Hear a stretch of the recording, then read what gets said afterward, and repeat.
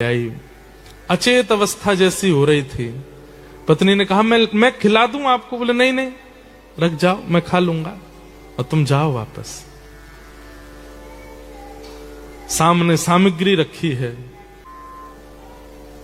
उसने नहीं पाया। अंतिम क्षण चल रहा था, ठाकुर जी को बुला रहा था। इतने में ही मुरली मनोहर श्याम सुंदर साक्षात प्रकट हो गए। प्रकट होकर के उसके सामने जैसे ही आए तो जितनी उसके अंदर ऊर्जा नष्ट हो चुकी थी, सारी ऊर्जा पुनः वापस आ गई। नेत्र खुल गए, ठाकुर जी का साक्षात्कार हो गया।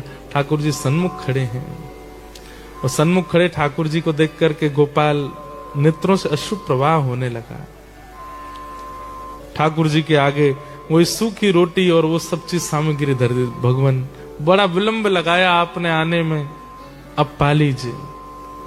सामान्य सी रोटी और वो जो सामग्री थी उसको ठाकुर जी पा रहे थे बैठ के, और इतने भावुक हो रहे थे गोपाल के उस प्रेम भाव पर। ठाकुर जी ने कहा अब हमने पा लिया, अब तुम भी पाओ। तो जैसे ठाकुर जी देखा तो उसके हाथ कांप रहे थे। तो ठाकुर जी बोले तुम रुको, हम पवाते हैं। और अपने हाथ से ठाकुर जी गोपाल को पवा रहे हैं। ऐसा अद्भुत भाव ठाकुर जी को लगा। उसी समय ठाकुर जी ने आज्ञा कर दी, गोपाल अब तुम पृथ्वी पर मत रहो, चलो हमारे साथ। भगवान ने उसका हाथ पकड़ा, हृदय से लगाया और अपने संग नित्य लीला में उसको ले गए।